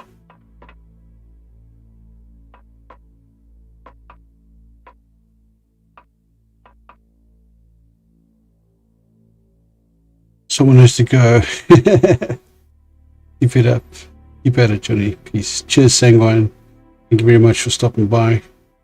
Yeah, I'm not on some medication now for my cough, so I'm not going to be going too much longer. So that's that. Still need to do some tanks at the bottom here. So put some tanks in, storage tanks, or like liquids and stuff, and then I did a very nice greeble trench all along here. That still needs to be textured in places, but not too much. Same over here, there's some greebling on the nacelles and block texturing. Okay, so that's the bulk carrier.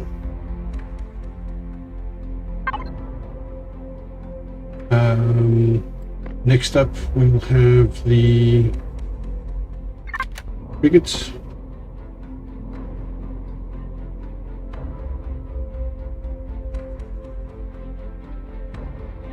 So let's just give you an idea of the size.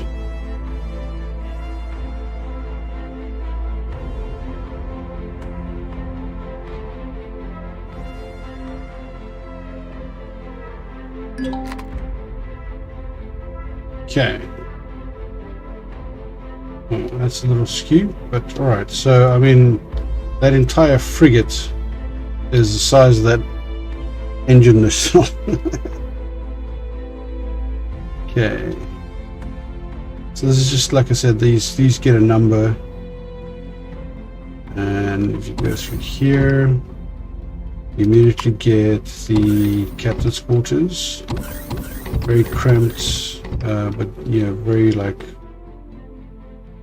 pumped in. So this is just the captains of these vessels would be actually just lieutenants.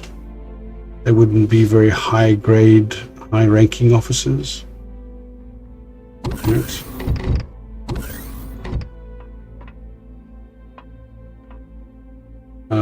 And they shouldn't be on these frigates for too long before they move up to like a cruiser or something like that. Okay, so in here we've got engineering. Thinking of updating these textures a little bit. Get to that. Coming down the elevator, we got a little bit of auxiliary cargo storage. Then we've got the crew bathrooms. And these are the crew quarters. Again, quite cramped. But I mean, you know, you're going to spend most of your time at your station. And we've even got basic food facilities here. Into this way. We've got the mid stations over there as well as the core. Over here we've got the shield engineer, power supplies, and loot. This has to be updated. Remove some of these containers and place other ones in their place. Alright. Next up, the cruiser. So that's a little bigger.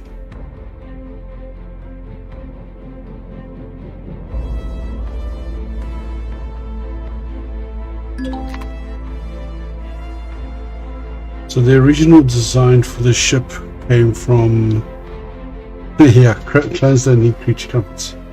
The original design for the ship came from Mube.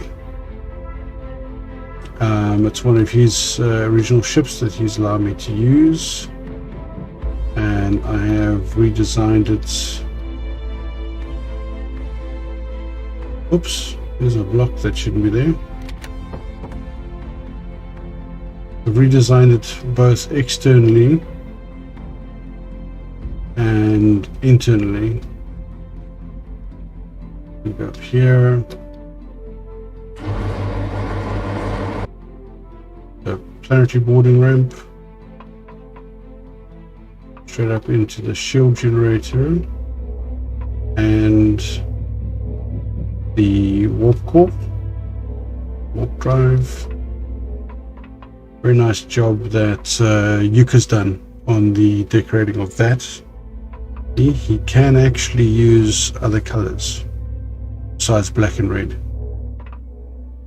Eli's also helped on this one a lot as well. Escape pods. See, these ones go right through. They got the little warning signs on the other side.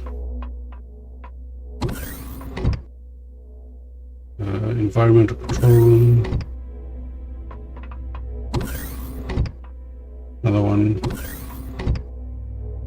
Upstairs we've got the protected tank on this side.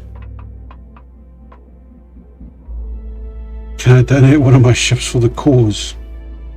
Yeah, I mean, we need civilian ships, we need small freighters, we need like passenger ships. So yeah, I mean, if I don't have to build it from scratch, that's always a bonus. Yeah, some auxiliary computer rooms here, rooms. Some manufacturing. There is the engines. Little power control room. over here we've got a exterior boarding ramp.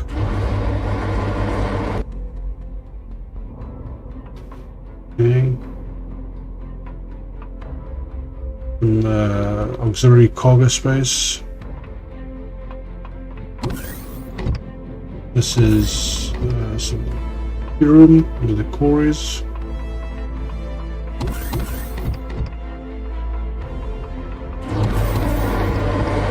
Got some protection on the bridge. As soon as you come in here, these blast doors close. Here we've got the two pilots and the captain. And down here is the Combat Information Center. So you've got the tactical officers, the intelligence gathering officers, you know, that kind of thing. And there is a blast door over there, and then window that they can see out. So that blast door will be open most of the time, and then only when they go into combat they'll close that blast door. Right. Side there, those are the sensors. Right. Excuse me. All right. Then ship's commissioning block. On the side we've got some more manufacturing, and then we've got an elevator that goes downstairs. We'll get back to that. More the logistics officer. And it goes right here. We've got the mess hall, otherwise known as the cookies and cream lounge. Right, let's go have a look downstairs.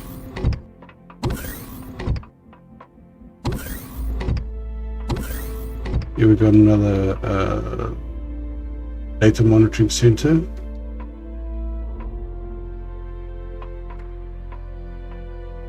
Okay, sort of crammed in where and wherever we can. Okay, in here we've got the crew quarters. Go like that. This I think was also mostly done by Eli as well. Decorated, I think. Okay. Power generator, fuel storage. The other side. Cargo storage. Console. Crew quarters again.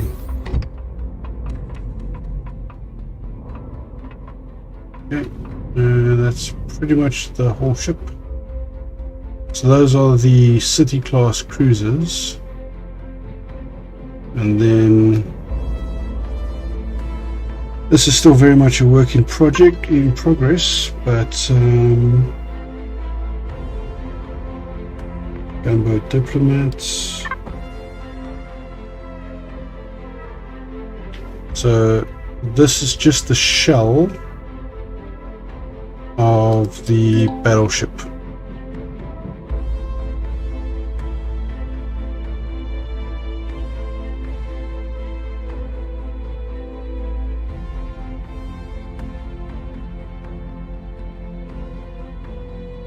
That's the battleship there.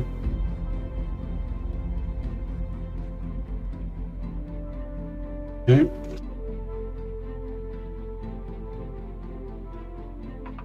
This is the interior shell. This needs to be filled out and rooms need to be made. If anyone's willing to help with that, I wouldn't say no. Give you some pointers, and then I'll see what you come up with. Yeah, so that's the battleship. One neat little feature about the battleship is that it used to be a PvP ship, and that's why everything's clustered like this. Because most of that empty space used to be armor.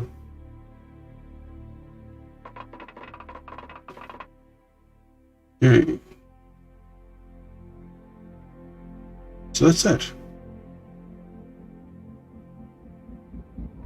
There's the Dreadnought, but I'm kind of rethinking that one a little bit. It's a novelty ship.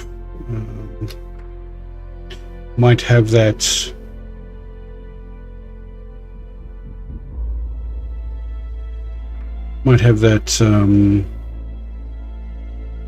Sitting in a shipyard or something like that somewhere. Yeah, so I'm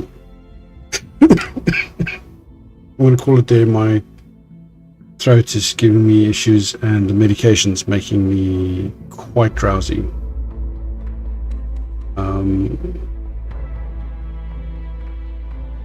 So I hope you guys like the faction.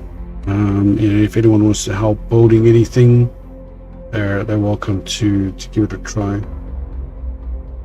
Like I said, there are some civilian buildings. I'm not going to go over them right now. We can look at that in another stream.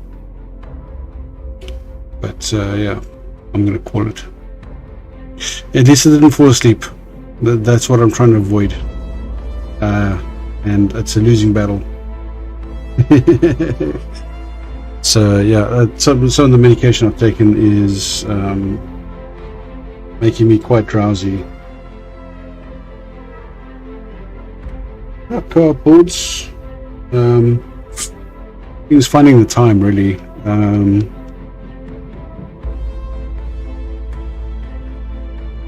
I don't have that much time for co-op builds, unfortunately.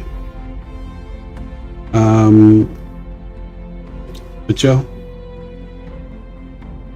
see if I can find some time for it. I need to start making time. I think what I might start doing is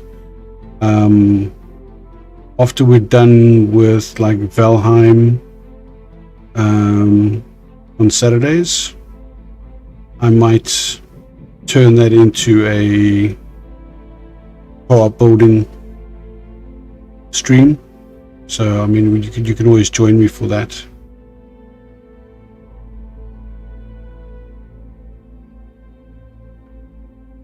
Seeing how Spanger's chilling and building is now on Wednesdays, we can maybe capitalize on that and go for the Saturday afternoon.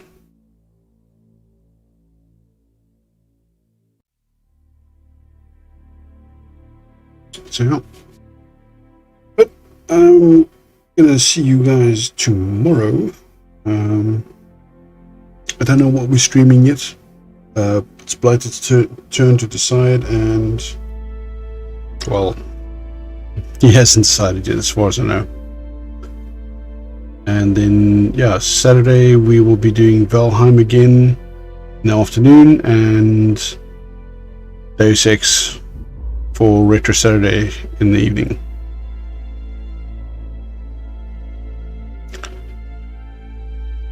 Thanks for joining and thanks for watching, guys.